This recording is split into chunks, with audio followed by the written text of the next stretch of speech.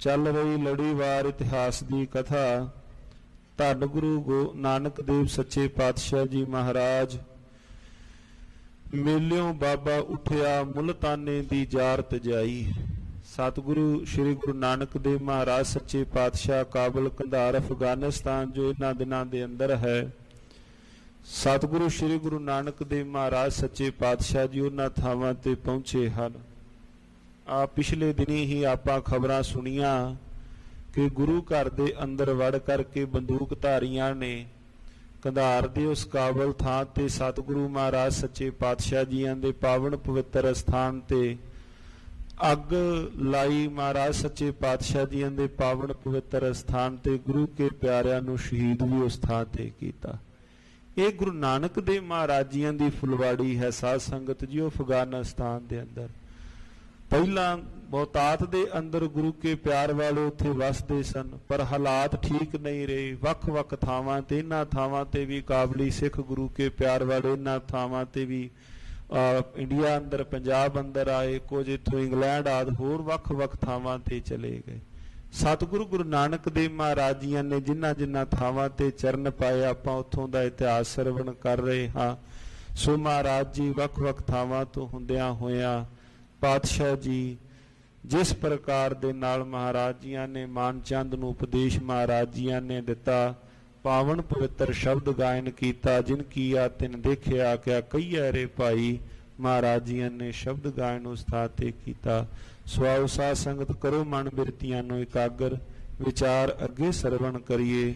ਬਖਸ਼ੋ ਅਸੀਸ ਉਚਾਰਨ ਕਰੋ ਜੀ। ਸਤਨਾਮ ਸ਼੍ਰੀ ਵਾਹਿਗੁਰੂ ਸਾਹਿਬ ਜੀ। ਸਤਨਾਮ ਸ਼੍ਰੀ ਵਾਹਿਗੁਰੂ ਸਾਹਿਬ ਜੀ। ਦੋਹਰਾ ਮਨ ਤਜ ਬਿਸ਼ਿਅਨ ਬਾਸ਼ਨਾ, ਭਰਮਿਓ ਜਨਮੇ ਅਨੇਕ। ਅਧਿਆਏ ਦੀ ਪ੍ਰਾਰੰਭਤਾ ਹੋਈ। ਕਵੀ ਜੀਆਂ ਨੇ ਮੰਗਲ ਕੀਤਾ ਮਨ ਨੂੰ ਸੰਬੋਧਨ ਹੋ ਕੇ, ਹੇ ਮੇਰਿਆ ਮਨਾ ਮਨ ਤਜ ਬਿਸ਼ਿਅਨ ਬਾਸ਼ਨਾ, ਹੇ ਮੇਰਿਆ ਮਨਾ ਤੂੰ ਆਪਣੇ ਅੰਦਰ ਦੀ ਵਿਕਾਰਾਂ ਦੀ ਵਾਸ਼ਨਾਵਾਂ ਨੂੰ ਛੱਡ ਦੇ। ਹੁਣ ਤਾਂ ਵੇਖ ਤੂੰ ਕਿਤਨੇ ਜਨਮਾਂ ਤੋਂ ਭਟਕ ਰਿਹਾ ਹੈ। ਕਈ ਜਨਮ ਪਇਓ ਕੀਟ ਪਤੰਗਾ, ਕਈ ਜਨਮ ਗਜਮੀਨ ਕੁਰੰਗਾ।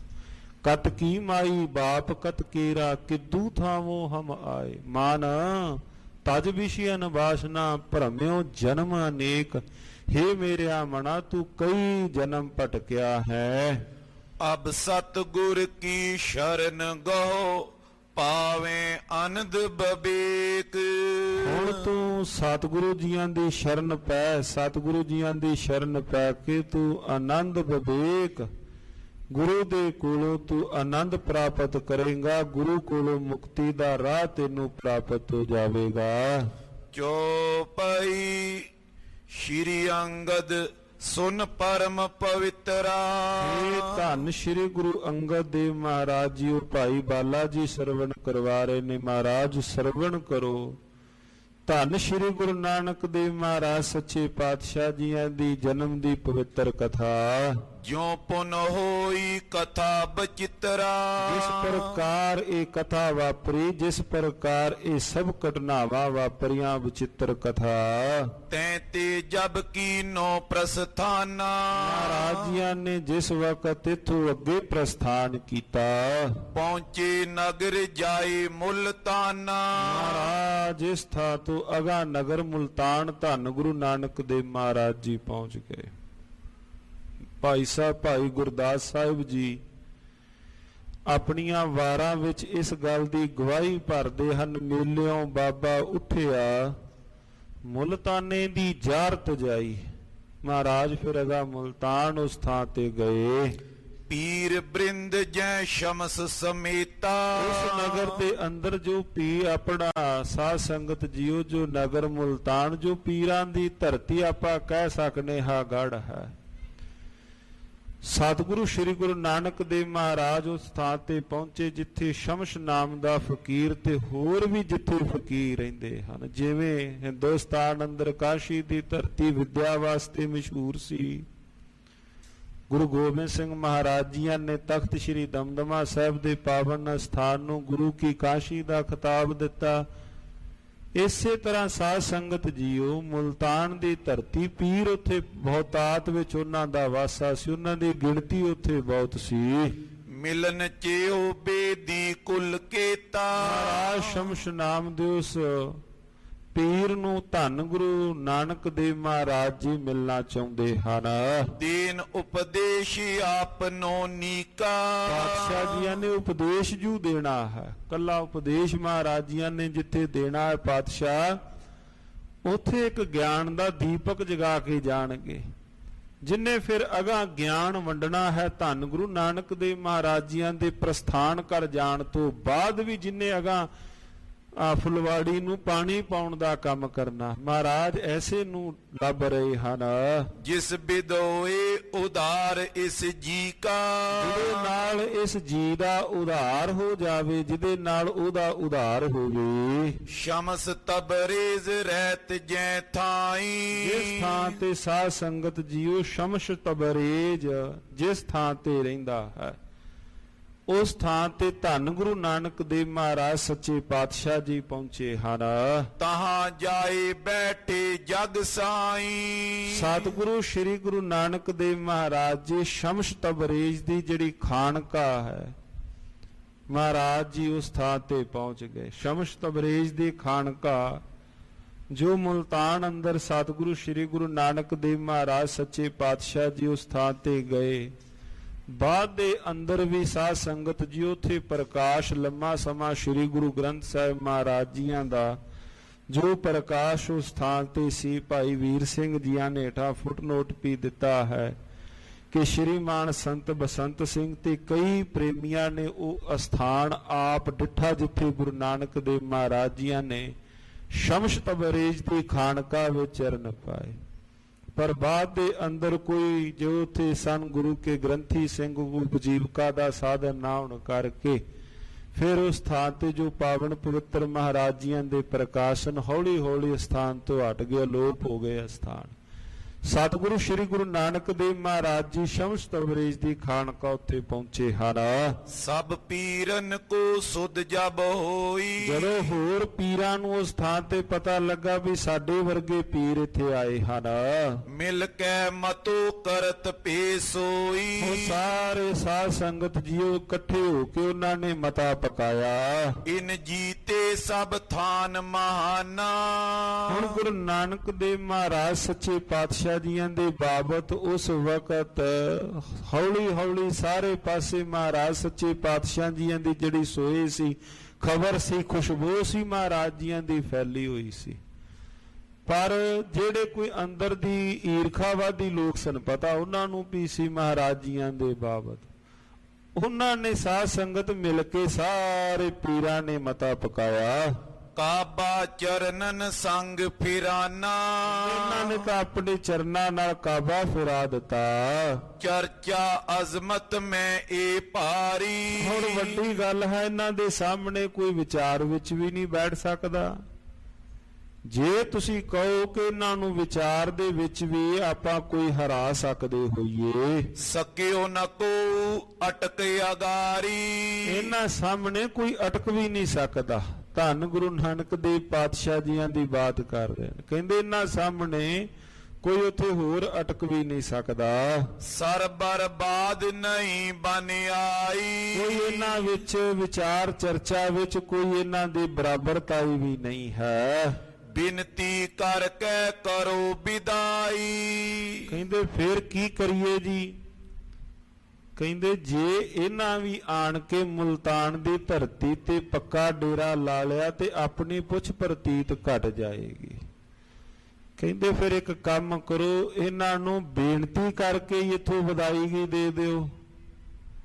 ਇਹਨਾਂ ਨੂੰ ਬੇਨਤੀ ਕਰ ਦਿਓ, ਬੇਨਤੀ ਦੇ ਰੂਪ ਵਿੱਚ ਹੀ ਇਹਨਾਂ ਨੂੰ ਇੱਥੋਂ ਵਿਦਾਇਗੀ ਦੇ ਦਿਓ ਵੀ ਇਹ ਇੱਥੇ ਪੱਕਾ ਡੇਰਾ ਨਾ ਲਾਉਣ ਧੰਨ ਗੁਰੂ ਨਾਨਕ ਦੇਵ ਮਹਾਰਾਜ। ਪਰ ਪਾਤਸ਼ਾਹ ਜੀ ਤਾਂ ਉੱਥੇ ਪ੍ਰਚਾਰ ਵਾਸਤੇ ਜਾਂ ਜਿਵੇਂ ਸ਼ਮਸ ਤਬਰੇਜ਼ ਜਿੱਥੇ ਜਿੱਥੇ ਪਾਤਸ਼ਾਹ ਜੀਆਂ ਦੇ ਕੋਈ ਕੋਈ ਭਾਵਨਾ ਵਾਲਾ ਮਹਾਰਾਜ ਜੀਆਂ ਨੂੰ ਮੰਨਣ ਵਾਲਾ ਹੈ, ਮਹਾਰਾਜ ਜੀ ਤਾਂ ਉੱਥੇ ਗਏ ਹਨ।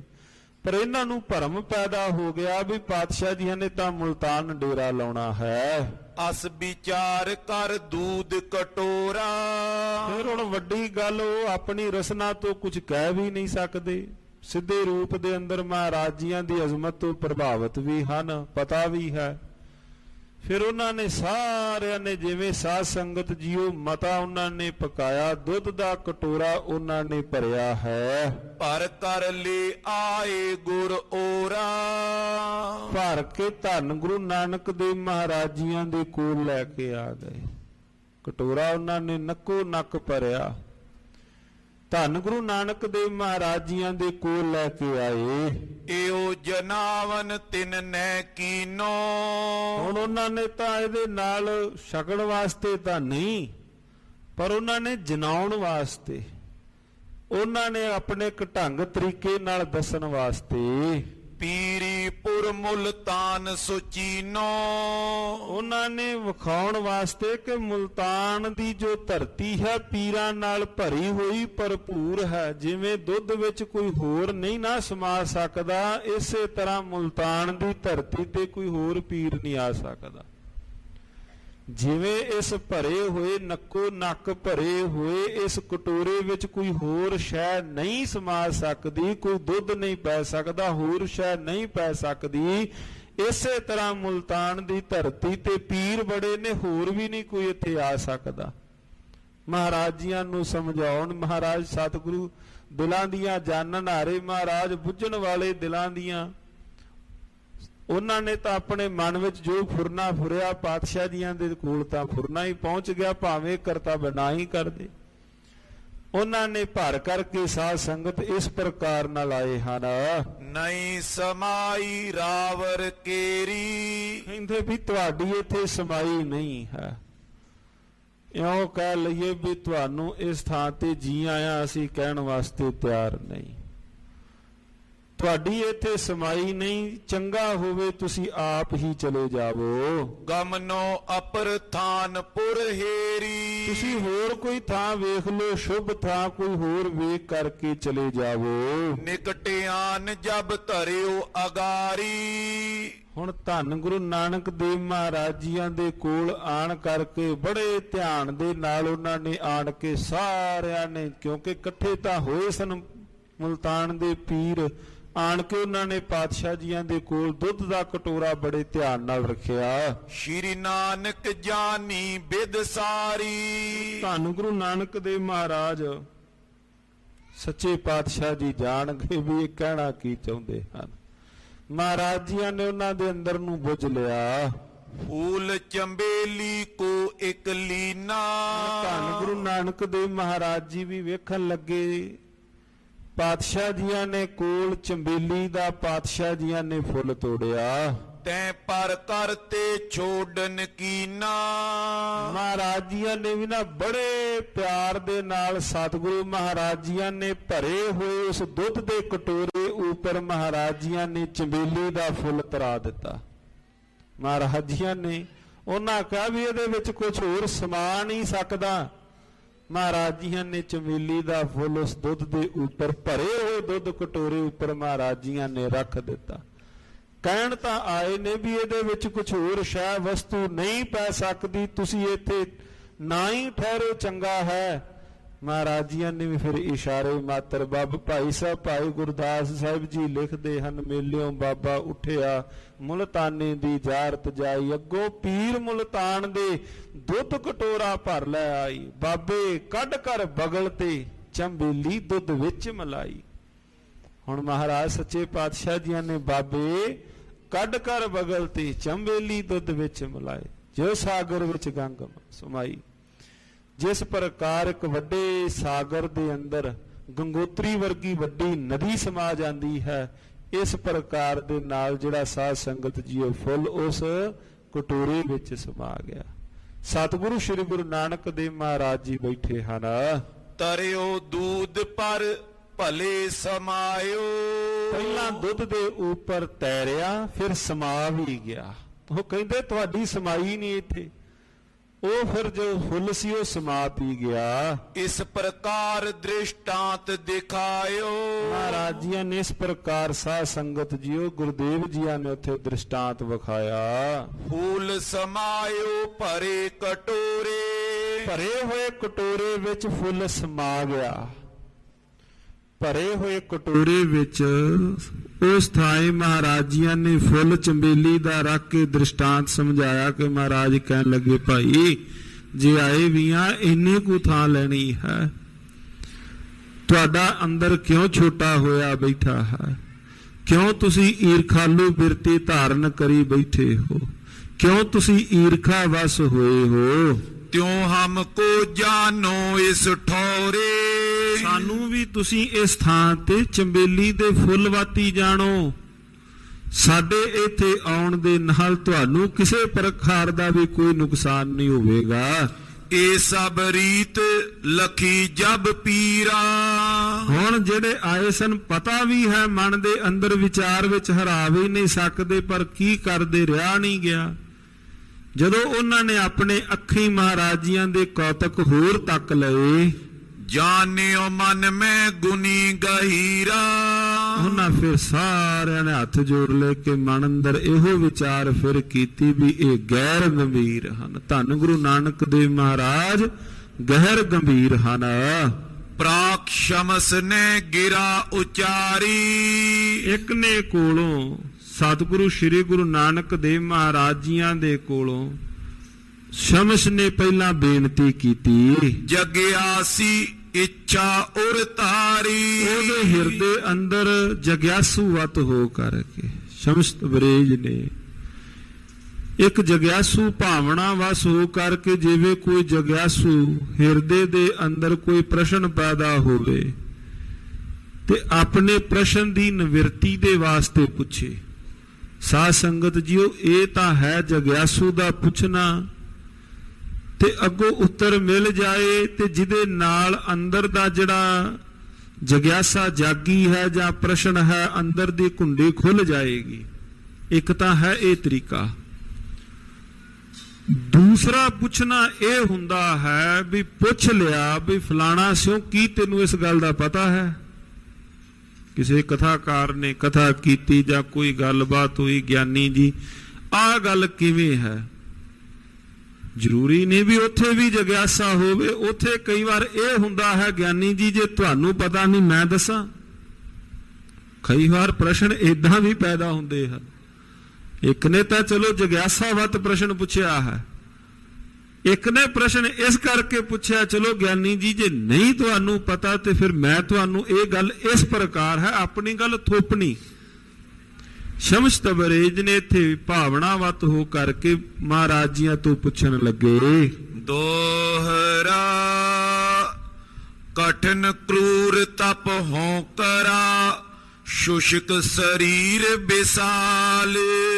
ਹੱਥ ਜੋੜ ਕੇ ਪਾਤਸ਼ਾਹ ਜੀ ਨੂੰ ਲੱਗਾ ਪੁੱਛਣ, ਮਹਾਰਾਜ ਬੜਾ ਲੰਮਾ ਸਮਾਂ ਹੋ ਗਿਆ ਹੈ, ਇਸ ਤਨ ਨੂੰ ਇਸ ਸਰੀਰ ਨੂੰ ਮੈਂ ਬੜਾ ਕਸ਼ਟ ਦਿੱਤਾ, ਇੰਨਾ ਕਸ਼ਟ ਮੈਂ ਦੇ ਲਿਆ। ਮੇਰੇ ਸਰੀਰ ਦਾ ਤੁਸੀਂ ਹਾਲ ਆਪ ਹੀ ਵੇਖ ਸਕਦੇ ਹੋ। ਸਰੀਰ ਪਿੰਜਰਵਤ ਹੋਇਆ ਬੈਠਾ ਹੈ। ਮੈਂ ਇਸ ਸਰੀਰ ਨੂੰ ਬੜਾ ਸਾਧਿਆ ਹੈ। ਸਤਿਗੁਰੂ ਮਹਾਰਾਜ ਜੀਆਂ ਨੇ ਨਾ ਸਾਧ ਸੰਗਤ ਪੰਜਵੇਂ ਪਾਤਸ਼ਾਹ ਜਾਂ ਧੰਨ ਸ਼੍ਰੀ ਗੁਰੂ ਨਾਨਕ ਦੇਵ ਮਹਾਰਾਜ ਜੀਆਂ ਨੇ ਅਨੇਕਾਂ ਥਾਵਾਂ ਤੇ ਮਹਾਰਾਜ ਜੀ ਬਾਣੀ ਵਿੱਚ ਜ਼ਿਕਰ ਕਰਦੇ ਹਨ, ਪਿਆਰੇ ਇਨ ਬਿਦ ਮਿਲਨ ਨਾ ਜਾਈ ਮੈਂ ਕੀਏ ਕਰਮ ਅਨੇਕਾ, ਹਾਰ ਪਰਿਓ ਸੁਆਮੀ ਕਾ ਦੁਆਰਾ ਦੀਜੈ ਬੁੱਧ ਵਿਵੇਕਾ। ਮੌਣ ਪਇਓ ਕਰਪਾਤੀ ਰਹਿਓ ਨਗਨ ਫਿਰਿਓ ਬਨਮਾਏ, ਤਟ ਤੀਰ ਸਭ ਧਰਤੀ ਪਰਮਿਓ ਦੁਬਦਾ ਛੁਟਕੈ ਨਾਹੀ। ਮਹਾਰਾਜ ਜੀ ਨੇ ਕਿੰਨਾ ਉਹਦੇ ਵਿੱਚ ਸਾਰਾ ਜ਼ਿਕਰ ਕੀਤਾ। ਨਗਨ ਫਿਰਤ ਜਿਉ ਪਾਈਆ ਜੋਗ, ਬਨ ਕਾ ਮਿਰਗ ਮੁਕਤ ਸਭ ਹੋਗ, ਕਿਆ ਨਾਂਗੇ ਕਿਆ ਬਾਂਦੇ ਚਾਮ, ਜਬ ਨਹੀਂ ਚੀਨਸ ਆਤਮ ਰਾਮ, ਮੂੰਡ ਮਡਾਏ ਜੋ ਸਿਧ ਪਾਈ, ਮੁਕਤੀ ਭੇਟ ਨਾ ਗਈਆ ਕਾਈ, ਬਿੰਦ ਰਾਖ ਜੋ ਤਰੀਐ ਭਾਈ, ਖੁਸਰੈ ਕਿਉ ਨਾ ਪਰਮਗਤ ਪਾਈ। ਬਾਬਾ ਕਬੀਰ ਸਾਹਿਬ ਪਾਵਨ ਪਵਿੱਤਰ ਬਾਣੀ ਅੰਦਰ ਸ਼ਮਸ ਤਬਰੇਜ਼ ਨੇ ਹੱਥ ਜੋੜ ਕੇ ਪੁੱਛਿਆ, ਪਾਤਸ਼ਾਹ ਹਾਲ ਤਾਂ ਤੁਸੀਂ ਮੇਰੇ ਸਰੀਰ ਦਾ ਵੇਖ ਹੀ ਰਹੇ ਹੋ, ਬੜਾ ਮੈਂ ਕਠਨ ਤਪ ਸਾਧਿਆ ਹੈ, ਪਰ ਜਾਪਦਾ ਹੈ ਮੁਕਤੀ ਫਲ ਕੋਈ ਨਹੀਂ। ਨਾਸ਼ਨ ਮਨ ਕੀ ਬਾਸ਼ਨਾ ਜਤਨ ਕੀਨ ਚਿਰ ਕਾਲ। ਅੱਛਾ, ਇਸ ਵਾਸਤੇ ਕਿ ਮਨ ਦੇ ਜਿਹੜੇ ਵਿਕਾਰ ਹਨ ਇਹ ਕਿਤੇ ਨਾਸ਼ ਹੋ ਜਾਣ, ਮਨ ਦੀਆਂ ਵਾਸ਼ਨਾਵਾਂ ਸਾੜ ਦੇਵਾਂ, ਰਾਖ ਕਰ ਦੇਵਾਂ। ਇਸ ਵਾਸਤੇ ਮਹਾਰਾਜ ਮੈਂ ਇਹ ਇੰਨਾ ਲੰਮਾ ਸਮਾਂ ਤਪ ਸਾਧਿਆ ਹੈ। ਮਨ ਦੇ ਅੰਦਰ ਦੇ ਵਿਕਾਰਾਂ ਨੂੰ, ਵਾਸ਼ਨਾਵਾਂ ਨੂੰ, ਫੁਰਨਿਆਂ ਨੂੰ ਮਹਾਰਾਜ ਸਾੜਨ ਵਾਸਤੇ। ਚੌਪਾਈ ਇਕ ਛਿਨ ਮਨ ਨੇ ਹੋਵਤ ਸਥਿਰ। ਪਾਤਸ਼ਾਹ ਇੱਕ ਛਿਣ ਸਮੇਂ ਵਾਸਤੇ ਵੀ ਮਨ ਡੋਲ ਕੇ, ਮਨ ਇੱਕ ਥਾਂ ਅਡੋਲ ਹੋ ਕੇ ਨਹੀਂ ਬੈਠਦਾ, ਚੰਚਲਤਾਈ ਨਹੀਂ ਇਸ ਅੰਦਰ ਦੀ ਖਤਮ ਹੁੰਦੀ। ਚੰਚਲ ਅਤਈ ਦੀਪ ਸਿਖਾ ਸਰ। ਜਿਵੇਂ ਦੀਪਕ ਦੀ, ਦੀਵੇ ਦੀ ਲਾਟ ਜਿਵੇਂ ਹਿੱਲਦੀ ਰਹਿੰਦੀ ਹੈ ਨਾ, ਕਹਿੰਦੇ ਦੀਵੇ ਦੀ ਲਾਟ ਦੇ ਵਾਂਗੂ ਇਹ ਮਨ ਵੀ ਇਸੇ ਤਰ੍ਹਾਂ ਚੰਚਲ ਹੈ। ਜਿਵੇਂ ਟਿਕਾ ਉਸ ਲਾਟ ਨੂੰ ਨਹੀਂ, ਦੀਵੇ ਦੀ ਲੋ ਜਿਸ ਪ੍ਰਕਾਰ ਹਿੱਲਦੀ ਰਹਿੰਦੀ ਹੈ, ਇਸੇ ਤਰ੍ਹਾਂ ਜਿਹੜਾ ਮਨ ਹੈ ਇਹ ਵੀ ਅਡੋਲ ਹੋ ਕੇ ਨਹੀਂ ਬੈਠਦਾ ਮਹਾਰਾਜ, ਇਹ ਵੀ ਉਸੇ ਤਰ੍ਹਾਂ ਚੰਚਲ ਹੈ। ਮਨ ਕੋ ਨਾਸ਼ ਹੋਏ ਜਿਸ ਰੀਤੀ। ਪਾਤਸ਼ਾਹ, ਜਿਹਦੇ ਨਾਲ ਇਹ ਮਨ ਦੀਆਂ ਵਾਸ਼ਨਾਵਾਂ ਨਾਸ਼ ਹੋ ਜਾਣ, ਅੰਦਰ ਦੇ ਜਿਹੜੇ ਇਹ ਵਿਕਾਰ ਹਨ ਖਤਮ ਹੋ ਜਾਣ, ਸੋ ਉਪਦੇਸ਼ ਦਿਓ ਯੁਤ ਪ੍ਰੀਤੀ। ਪਾਤਸ਼ਾਹ ਮੇਰੀ ਬੇਨਤੀ, ਮੈਨੂੰ ਉਹ ਉਪਦੇਸ਼ ਆਪ ਦੇਣਾ ਕਰੋ। ਸੁਨ ਸ਼੍ਰੀ ਨਾਨਕ ਬਚਨੀ ਉਚਾਰੇ। ਮਹਾਰਾਜ ਧੰਨ ਸ਼੍ਰੀ ਗੁਰੂ ਨਾਨਕ ਦੇਵ ਮਹਾਰਾਜ ਜੀ ਉਹ ਉਪਦੇਸ਼ ਸਤਿਗੁਰੂ ਮਹਾਰਾਜ ਸੱਚੇ ਪਾਤਸ਼ਾਹ ਸ਼ਮਸ਼ ਨੂੰ ਦੇਣ ਲੱਗੇ। ਮਰੇ ਨਾ ਐ ਬਰਮੀ ਕੇ ਮਾਰੇ। ਧੰਨ ਗੁਰੂ ਨਾਨਕ ਦੇਵ ਮਹਾਰਾਜ ਜੀਆਂ ਨੇ ਉੱਥੇ ਫਿਰ ਵਰਮੀ ਮਾਰੀ, ਸਾਪ ਨਾ ਮੂਆ। ਮਹਾਰਾਜ ਕਹਿਣ ਲੱਗੇ, ਭਾਈ ਖੁੱਡ ਨੂੰ ਕੁੱਟਣ ਦੇ ਨਾਲ ਸੱਪ ਨਹੀਂ ਮਰਨਾ। ਸੱਪ ਦਾ ਤਾਂ ਵਾਸਾ ਅੰਦਰ ਆ, ਉੱਪਰੋਂ ਖੁੱਡ ਕੁੱਟ ਦਿੱਤੀ ਤੇ ਕਹਿ ਦਿੱਤਾ ਵੀ ਸੱਪ ਮਰ ਗਿਆ। ਮਹਾਰਾਜ ਕਹਿੰਦੇ ਭਾਈ ਇਹ ਤਰੀਕਾ ਨਹੀਂ ਹੈ। ਮਨ ਨੂੰ ਇਹਦੇ ਨਾਲ, ਸਰੀਰ ਨੂੰ ਸਾਧਿਆ ਮਨ ਨਹੀਂ ਜੇ ਸਾਧਿਆ ਜਾਣਾ। ਸਤਿਗੁਰੂ ਸ੍ਰੀ ਗੁਰੂ ਨਾਨਕ ਦੇਵ ਮਹਾਰਾਜ ਸੱਚੇ ਪਾਤਸ਼ਾਹ ਇੱਥੇ ਫਿਰ ਬਚਨ ਕਰਦੇ ਹਨ। ਮੰਤਰਨ ਸੋ ਬਸ ਹੋਵਤ ਸੋ। ਮਹਾਰਾਜ ਕਹਿਣ ਲੱਗੇ, ਭਾਈ ਕੇਵਲ ਵਰਮੀ ਮਾਰੀ ਸਾਪ ਨਾ ਮੂਆ, ਇਹਦੇ ਨਾਲ ਅੰਦਰ ਵਿਕਾਰਾਂ ਤੋਂ ਵਸ ਵਿੱਚ ਇਸ ਪ੍ਰਕਾਰ ਨਾਲ ਨਹੀਂ ਹੋਇਆ ਜਾਣਾ। ਮਹਾਰਾਜ ਕਹਿਣ ਲੱਗੇ, ਭਾਈ ਜਿਹੜਾ ਉਹ ਸਰਪ ਹੈ, ਸਰਪ ਨੇ ਤਾਂ ਮੰਤਰਾਂ ਦੇ ਨਾਲ ਵਸ ਹੋਣਾ ਹੈ। ਉਹ ਤਾਂ ਮੰਤਰਾਂ ਦੇ ਨਾਲ, ਗਾਰੁੜੀ ਮੰਤਰ ਦੇ ਨਾਲ ਉਹ ਵਸ ਵਿੱਚ ਹੋ ਜਾਏਗਾ। ਉਹਨੂੰ ਜੇ ਤੁਸੀਂ ਵਸ ਵਿੱਚ ਕਰਨਾ ਹੈ, ਔਰ ਉਪਾਉ ਨ ਤਾਂ ਕੋ ਹੋਰ ਭਾਈ ਕੋਈ ਵੀ ਉਪਾਅ ਨਹੀਂ ਹੈ। ਤਪ ਸਾਧੋ ਮਨ ਬਸ ਨੇ ਆਵੇ। ਸਾਧਨ ਦੇ ਨਾਲ ਮਹਾਰਾਜ ਕਹਿਣ ਲੱਗੇ, ਭਾਈ ਕੱਲਾ ਇਹਦੇ ਨਾਲ ਹੀ ਮਨ ਵਸ ਵਿੱਚ ਨਹੀਂ ਆਉਣਾ। ਮਨ ਵਸ ਆਵੇ ਨਾਨਕਾ ਜੇ ਪੂਰਨ ਕਿਰਪਾ ਹੋਏ। ਭਾਈ ਇਹ ਇਸ ਤਰੀਕੇ ਨਾਲ ਮਨ ਵਸ ਵਿੱਚ ਨਹੀਂ ਆਉਂਦਾ। ਮਨ ਚੰਚਲ ਦਸੋਂ ਦਿਸ਼ ਧਾਵੇ। ਭਾਈ ਇਹ ਜਿਹੜਾ ਚੰਚਲ ਮਨ ਹੈ ਇਹ ਤਾਂ ਦਸਾਂ ਦਿਸ਼ਾਵਾਂ ਵੱਲ ਦੌੜਦਾ ਹੈ, ਦਸਾਂ ਦਿਸ਼ਾਵਾਂ ਵਿੱਚ ਇਹ ਤਾਂ ਨੱਠਦਾ ਹੈ। ਤਿਉ ਤਿਉ ਚਾਤ ਮਾਨ ਵਡਾਈ। ਗੱਜ ਕੇ ਆਖੋ ਸਤਨਾਮ ਸ੍ਰੀ ਵਾਹਿਗੁਰੂ। ਇਹ ਮਹਾਰਾਜ ਜੀਆਂ ਨੇ ਤਾਂ ਮੋਹਰ ਲਾ ਦਿੱਤੀ। ਕਹਿੰਦੇ ਜਿਵੇਂ ਜਿਵੇਂ ਇਹ ਤਪ ਸਾਧਦਾ ਹੈ ਨਾ, ਇਉਂ ਕਹਿ ਲਈਏ ਜਿਵੇਂ ਜਿਵੇਂ ਸੇਵਾ ਕਰਦਾ ਹੈ, ਜਿਵੇਂ ਜਿਵੇਂ ਇਹ ਪਾਠ ਪੂਜਾ ਕਰਦਾ ਹੈ, ਜਿਵੇਂ ਜਿਵੇਂ ਇਹ ਸਮਾਜ ਸੇਵਾ ਦੇ ਕਾਰਜ ਕਰਦਾ ਹੈ, ਮਹਾਰਾਜ ਕਹਿੰਦੇ ਭਾਈ ਇਹ ਤਾਂ ਉਸੇ ਤਰ੍ਹਾਂ ਹੀ ਵਡਿਆਈ ਵੀ ਪ੍ਰਭਤਾ ਵੀ ਚਾਹੁੰਦਾ ਹੈ। ਗੱਜ ਕੇ ਆਖੋ ਸਤਨਾਮ ਸ੍ਰੀ ਵਾਹਿਗੁਰੂ। ਇਹ ਭਾਈ ਵਡਿਆਈ ਵੀ ਚਾਹੁੰਦਾ ਹੈ। ਮੈਂ ਸੇਵਾ ਕੀਤੀ, ਵਡਿਆਈ ਮਿਲੇ।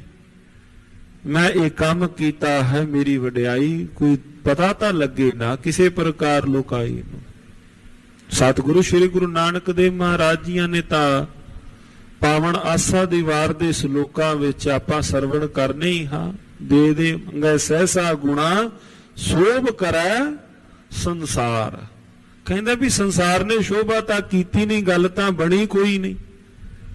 ਦੇ ਦੇ ਮੰਗੈ ਸਹਿਸਾ ਗੁਣਾ ਸ਼ੋਭ ਕਰੈ ਸੰਸਾਰ। ਨਾਲ ਭਾਈ ਸੰਸਾਰ ਵੀ ਸ਼ੋਭਾ ਨਾ ਕਰੇ। ਸਤਿਗੁਰੂ ਮਹਾਰਾਜ ਜੀ ਲੱਗੇ ਕਹਿਣ ਭਾਈ ਇਹ ਤਾਂ ਤਿਉਂ ਤਿਉਂ ਚਾਹਤ ਮਾਨ ਬੜਾਈ। ਭਾਈ ਇਹ ਤਾਂ ਨਾਲ ਨਾਲ ਵਡਿਆਈ ਦੀ ਵੀ ਲੋਚਾ ਰੱਖਦਾ ਹੈ, ਇੱਛਾ ਰੱਖਦਾ ਹੈ। ਜਿਉਂ ਜਿਉਂ ਤਪ ਕਰ ਹੋਏ ਹਿਤ ਲਾਈ। ਜਿਵੇਂ ਜਿਵੇਂ ਇਹ ਤਪ ਸਾਧਨਾ ਕਰਦਾ ਹੈ। ਦੋਹਰਾ ਸਤਿਗੁਰ ਸ਼ਬਦ ਵਿਚਾਰਨੋ ਮੰਤਰ ਪਛਾਨੋ ਸੋਏ। ਮਹਾਰਾਜ ਜੀ ਨੇ ਫਿਰ ਇੱਥੇ ਬਚਨ ਕੀਤੇ ਭਾਈ ਸਤਿਗੁਰੂ ਜੀ ਦੇ ਸ਼ਬਦ ਨੂੰ ਵਿਚਾਰਨਾ ਇਹ ਹੈ ਮੰਤਰ। ਚਲੋ ਉਹ ਤਾਂ ਮੰਤਰ ਗਾਰੜੀ ਮੰਤਰ ਸਰਪ ਨੂੰ ਵਸ ਵਿੱਚ ਕਰਨ ਵਾਸਤੇ, ਮਹਾਰਾਜ ਮਨ ਨੂੰ ਕਿਵੇਂ ਵਸ ਵਿੱਚ ਕਰੇ। ਸਤਿਗੁਰੂ ਮਹਾਰਾਜ ਜੀ ਨੇ ਬਚਨ ਕੀਤੇ ਬਾਣੀ ਵਿੱਚ ਵੀ ਆਪਾਂ ਪੜ੍ਹਨੇ ਹਾਂ। ਮਨ ਕੁੰਚਰ ਪੀਲਕ ਗੁਰੂ ਗਿਆਨ ਕੁੰਡਾ ਜੈ ਖਿੰਚੈ ਤੈ ਜਾਏ ਨਾਨਕ ਹਸਤੀ ਕੁੰਡੇ ਬਾਰਾ ਫਿਰ ਉੱਜੜ ਪਾਏ। ਹਾਥੀ ਦੇ ਸਿਰ ਤੇ ਮੁਹਾਵਤ ਬੈਠਾ ਹੈ, ਕੁੰਡਾ ਹੈ ਉਹਦੇ ਉੱਪਰ, ਤੁਰਿਆ ਜਾਏਗਾ ਸਿੱਧਾ। ਤੇ ਮਨ ਦੇ ਉੱਪਰ ਮਹਾਰਾਜ ਕਹਿੰਦੇ ਭਾਈ ਮਨ ਕੁੰਚਰ ਪੀਲਕ ਗੁਰੂ ਗਿਆਨ ਕੁੰਡਾ, ਗਿਆਨ ਦਾ ਕੁੰਡਾ ਮਨ ਤੇ ਵੀ ਰੱਖੀਏ।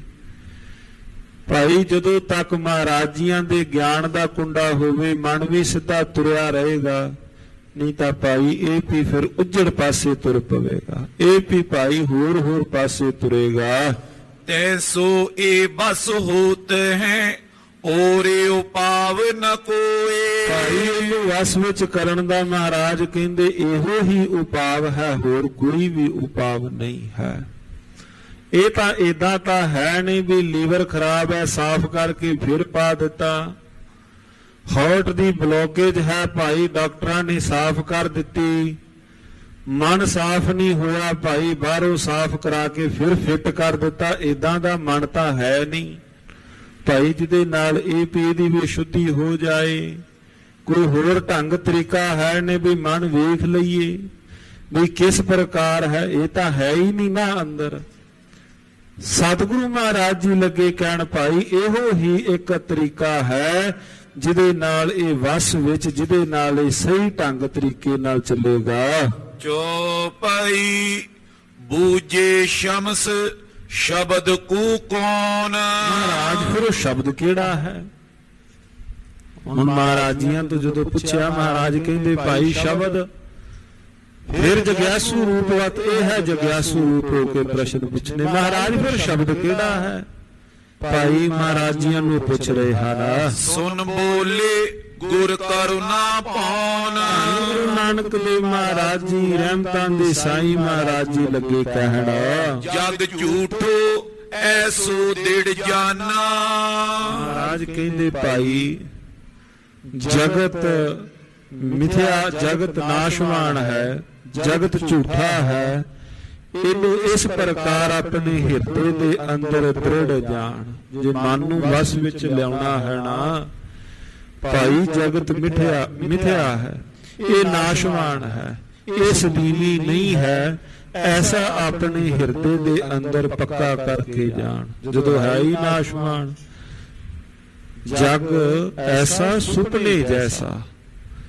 ਮਹਾਰਾਜ ਜੀ ਨੇ ਤਾਂ ਸੁਪਨ ਸਮਾਨ ਬਾਣੀ ਵਿੱਚ ਅਨੇਕਾਂ ਥਾਵਾਂ ਤੇ ਬਚਨ ਕੀਤੇ ਹਨ।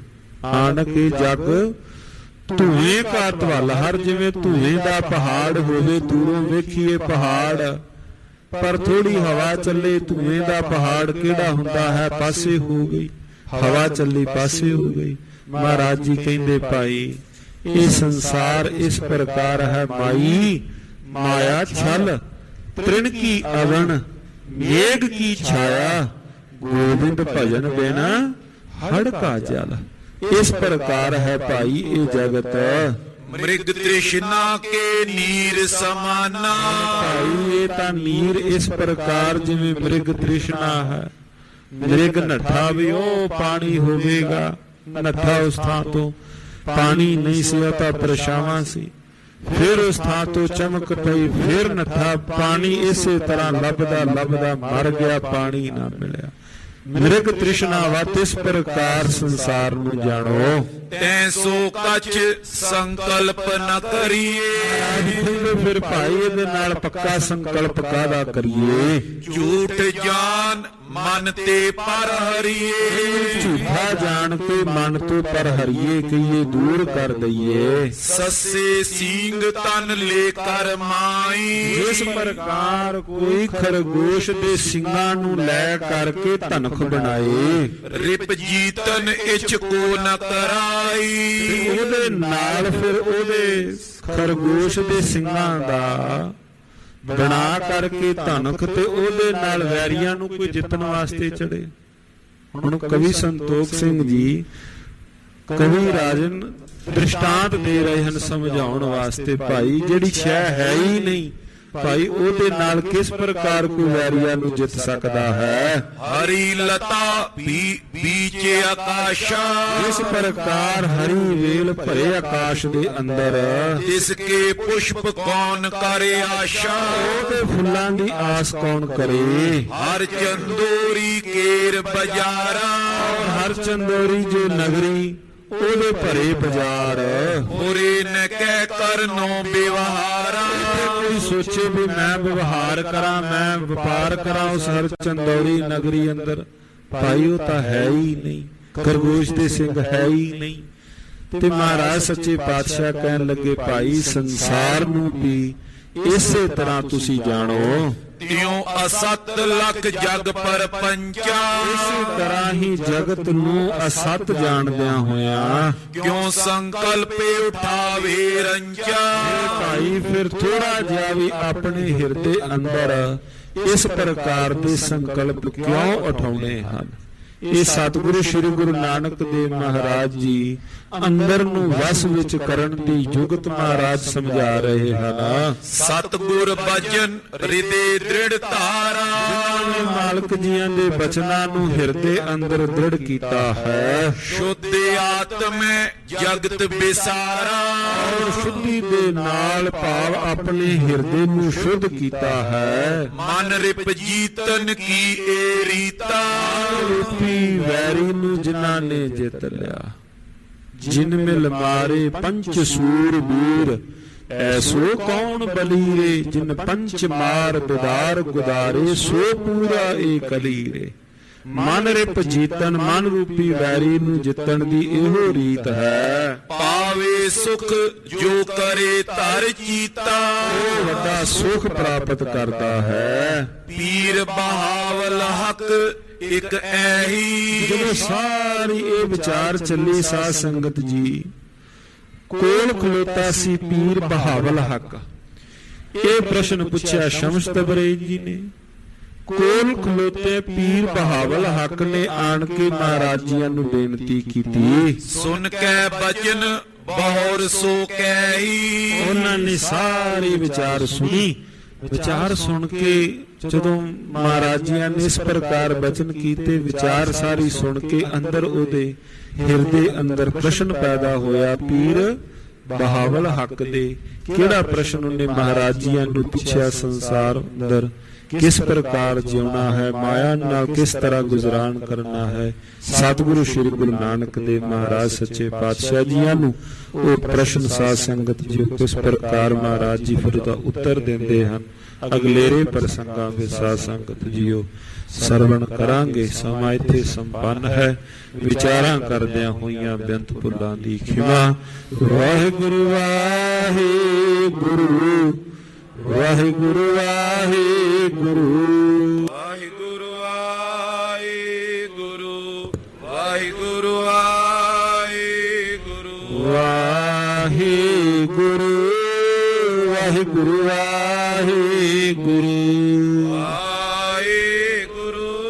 ਵਾਹਿਗੁਰੂ ਵਾਹਿਗੁਰੂ ਵਾਹਿਗੁਰੂ ਵਾਹਿਗੁਰੂ